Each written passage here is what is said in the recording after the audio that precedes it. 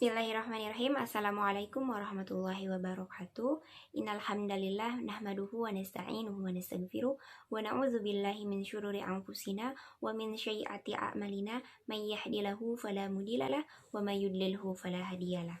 Asyhadu an la ilaha illallah wa asyhadu anna Muhammadan abduhu wa rasuluh la nabiyyal ba'da. Alhamdulillahirrabbilalamin. Teman-teman, kembali lagi bersama saya Mulki Munawar, mahasiswa Ilmu Pendidikan Agama Islam, Fakultas Pendidikan Ilmu Pengetahuan Sosial, Universitas Pendidikan Indonesia. Di video kali ini saya akan membahas tafsir dari Quran Surah Al-Jumu'ah ayat 9 sampai dengan 11. Sebelum itu, saya akan membacakan terlebih dahulu ayatnya. Selamat mendengarkan ya teman-teman. A'udzu billahi minasyaitonir rajim. Bismillahirrahmanirrahim. Ya ayyuhalladzina amanu idza nudiya lis-salati min yaumil jumu'ah fas'au ila dzikrillahi wa dzarul bai'. Dzalikum khairul lakum in kuntum ta'lamun. Fa idza qudiyatis shalatu fantashiru fil ardi wabtaghu min fadlillahi wadhkurullaha katsiran la'allakum tuflihun. Wa idza ra'aw tijaratan aw lahwan faddu ilaiha wa tarakuka qa'ima. Qul ma indallahi khairum minal lahwi wa minat tijarah wallahu khairur raziqin. Hai orang-orang yang beriman, apabila diseru untuk menunaikan sholat Jumat, maka bersegeralah kamu kepada mengingat Allah dan tinggalkanlah jual beli. Yang demikian itu lebih baik bagimu jika kamu mengetahui. Apabila telah ditunaikan sholat, maka bertebaranlah kamu di muka bumi dan carilah karunia Allah dan ingatlah Allah banyak-banyak supaya kamu beruntung. Dan apabila mereka melihat perniagaan atau permainan, mereka bubar untuk menuju kepadanya. Dan mereka tinggalkan kamu sedang berdiri, yakni berkhutbah. Katakanlah, apa yang di sisi Allah lebih baik daripada permainan dan perniagaan. Dan Allah sebaik-baiknya pemberi rezeki. Quran Surah Al-Jumu'ah ayat 9 sampai dengan 11. Asbabun Nuzul Quran Surah Al-Jumu'ah ayat 9 sampai dengan 11.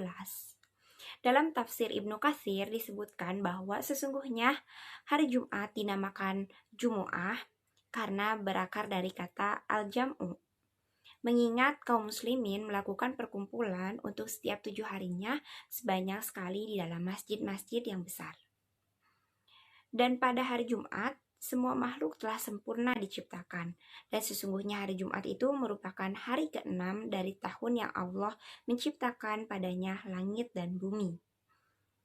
Pada hari Jumat pula Allah menciptakan Adam. Pada hari Jumat Adam dimasukkan ke dalam syurga, dan pada hari Jumat Adam dikeluarkan dari syurga, dan pada hari Jumat pula hari kiamat akan terjadi.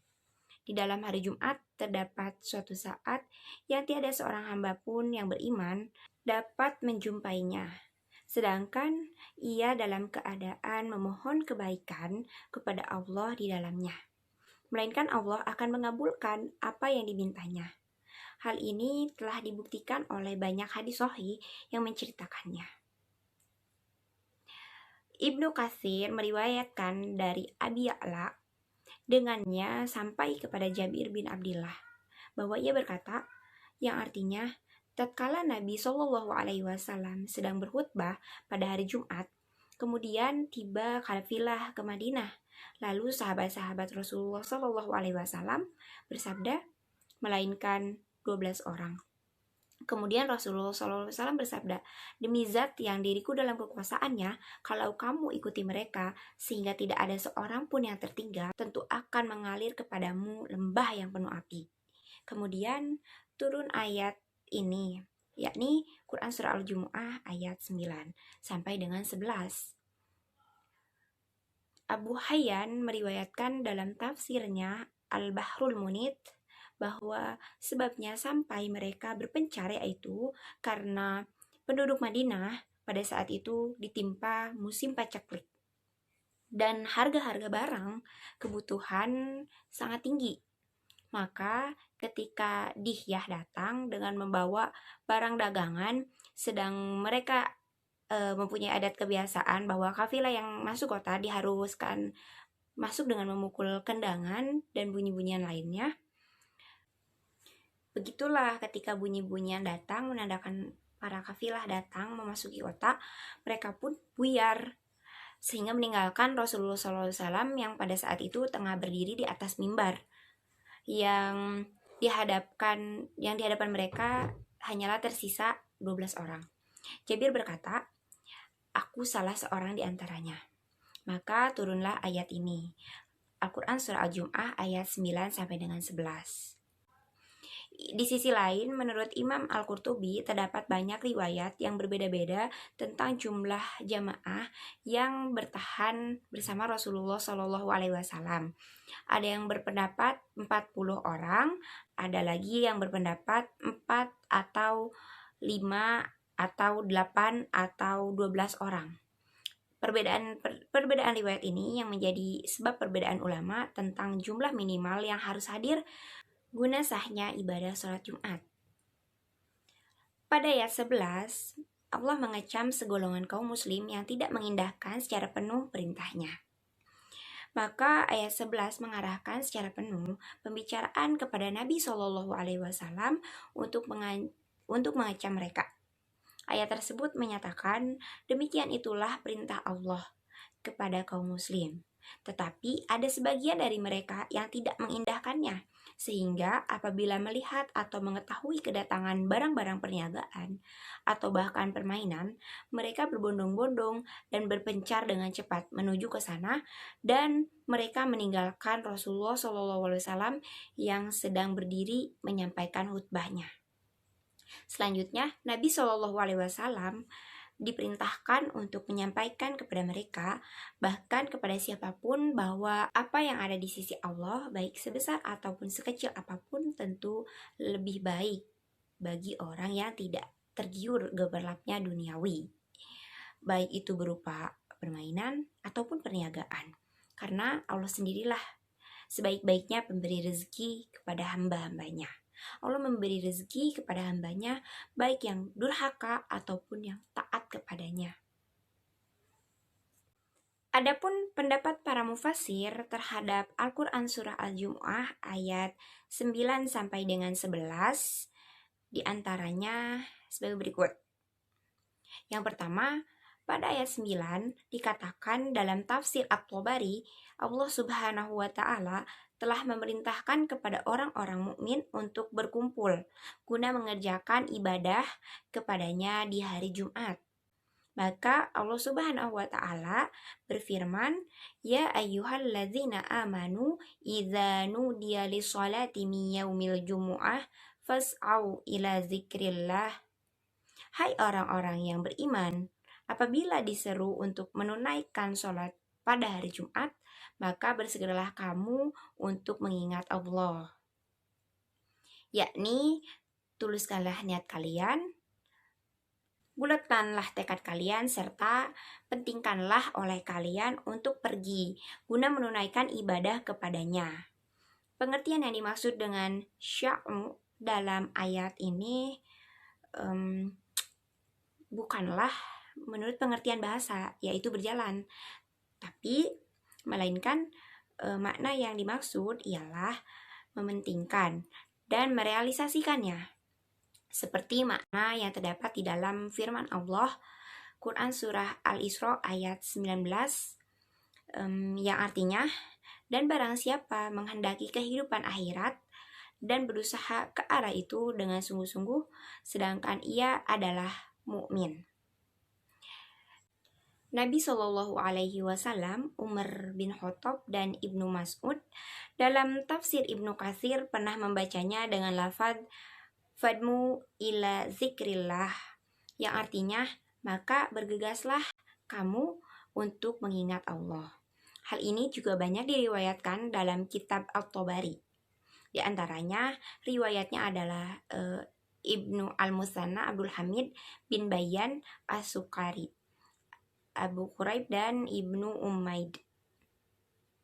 Apabila diperintahkan untuk berlari-lari kecil atau berjalan cepat, maka hal tersebut bertentangan dengan hadis Nabi Shallallahu Alaihi Wasallam, yang artinya apabila kamu mendengar iqomah, maka berjalanlah kamu menuju ke tempat sholat, dan langkahkanlah kakimu dengan tenang dan anggun, dan janganlah kamu melangkahkannya dengan cepat-cepat.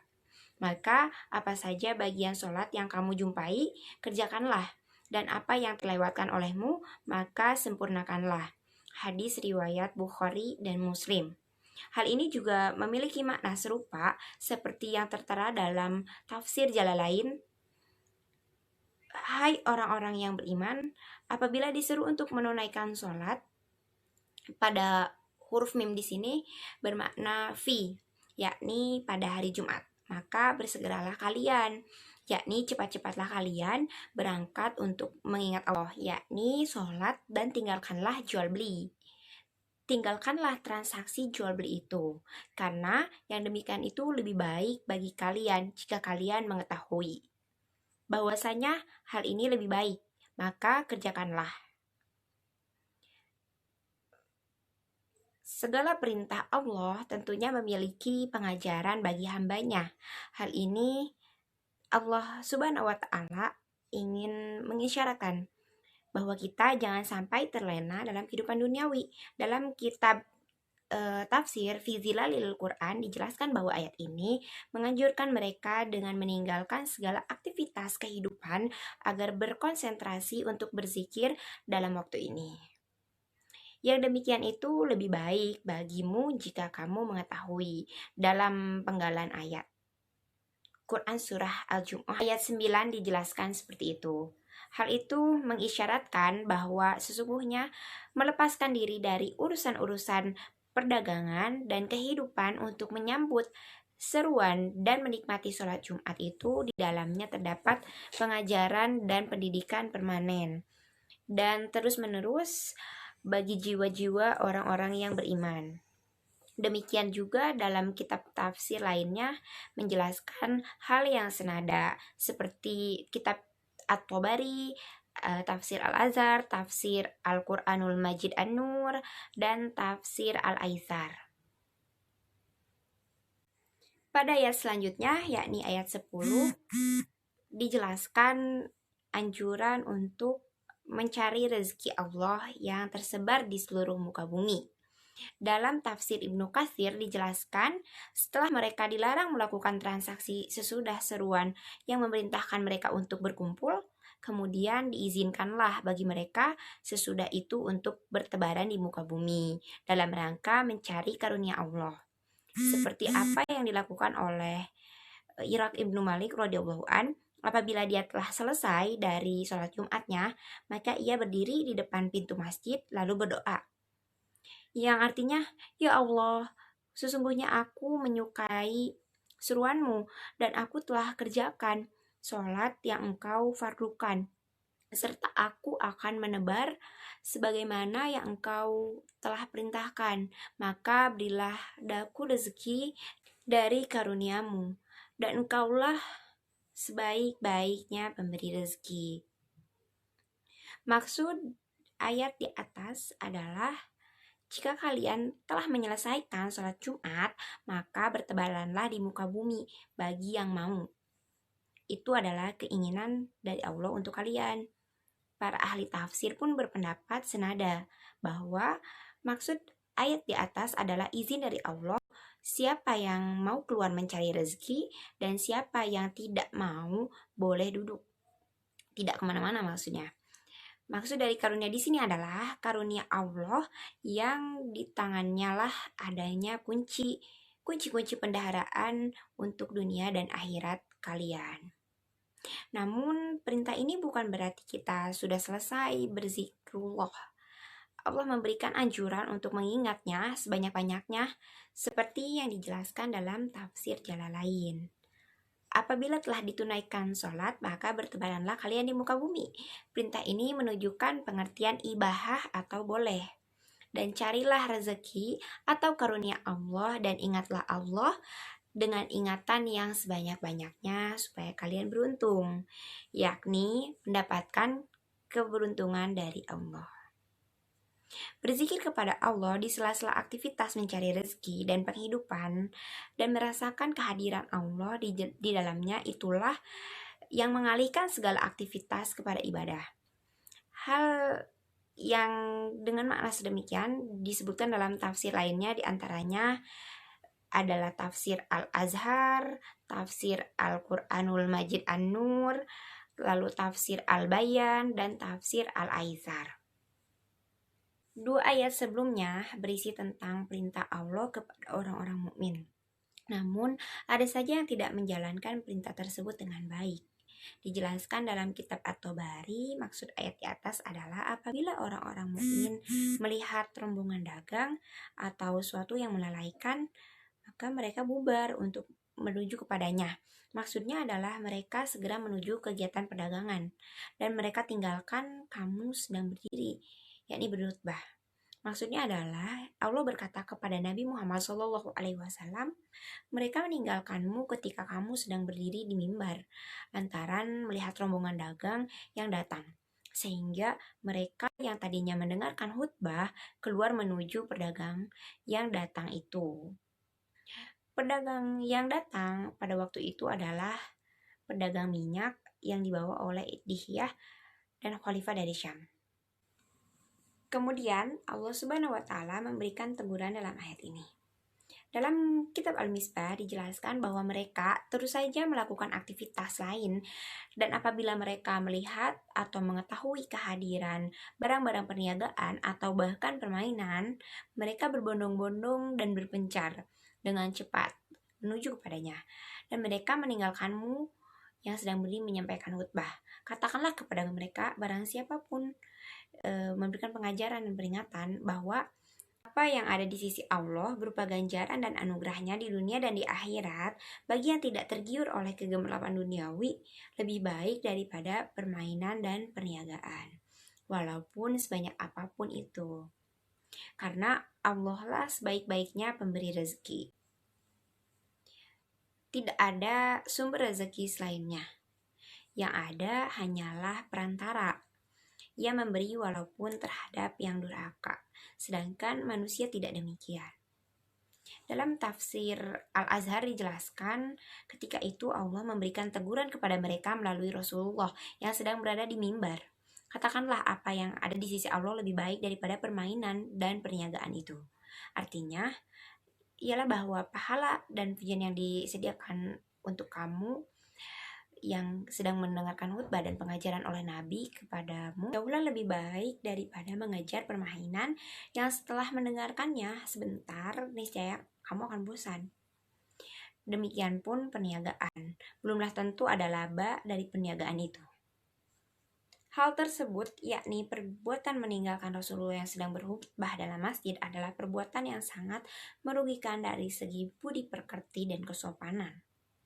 Lalu pada ujung ayat Quran Surah Al-Jumu'ah ayat 11 ini Allah berfirman, dan Allah adalah sebaik-baiknya pemberi rezeki. Hal itu akan dirasakan oleh orang-orang yang tenang, sabar, dan tawakal, yang terlebih dahulu mengerjakan ibadah dengan sebaik-baiknya. Dan sesudah selesai ibadah, lalu bolehlah pergi kemana-mana untuk mencari rezeki yang halal.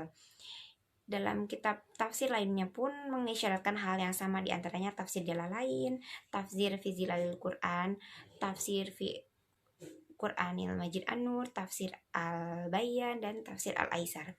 Dalam ayat ini juga terdapat fikih tentang pelaksanaan sholat Jumat, yaitu terdapatnya khutbah yang dilakukan dengan berdiri.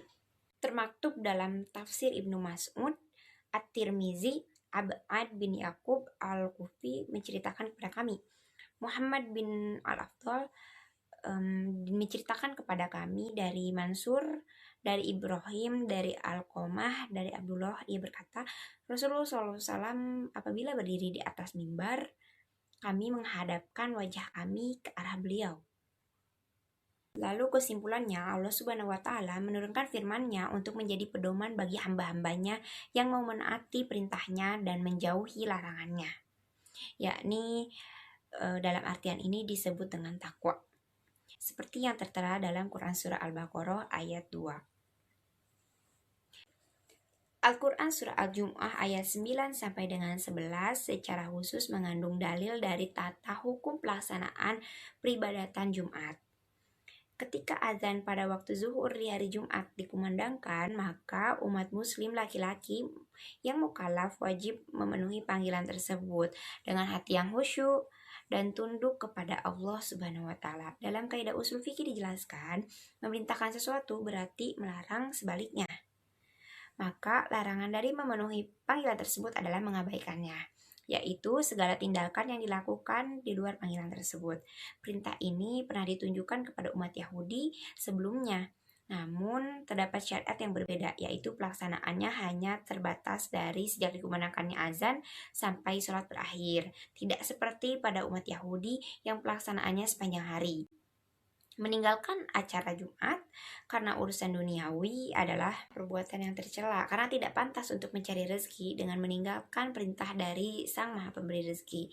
Secara umum, ayat ini menyerukan untuk senantiasa berzikir kepada Allah, di mana tiap akhir ayatnya selalu membicarakan tentang Allah yang bisa dimaknai bahwa peribadatan khusus tersebut tidak lain tidak bukan adalah untuk mengharapkan ridha Allah Subhanahu wa Ta'ala.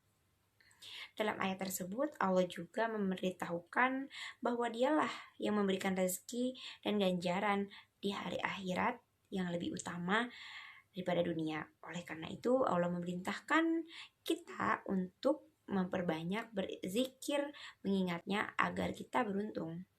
Dalam tafsir Al-Misbah dijelaskan awal surah ini, yakni Al-Jum'ah, telah menguraikan perincian Allah dengan segala rupa anugerahnya, mengutus Rasul guna membacakan ayat-ayatnya, menyucikan dan mengajar umat manusia. Akhirnya berbicara tentang perlunya menyucikan Allah dan berzikir kepadanya, serta mendengar pengajaran Rasul, antara lain yang beliau sampaikan saat berkhutbah. Hal tersebut tidak lain kecuali perwujudan dari penyucian kepada Allah sekaligus gambaran dari tugas yang diemban oleh Rasulullah SAW. Demikian penjelasan dari Quran Surah Al-Jum'ah ayat 9 sampai dengan 11. Wallahu a'lam bishawab. Mohon maaf atas segala kesalahannya. Sesungguhnya apa yang benar dari Allah datangnya dan apa yang salah datangnya dari saya pribadi. Saya Mulki Munawar, pamit undur diri. Terima kasih. Wassalamualaikum warahmatullahi wabarakatuh.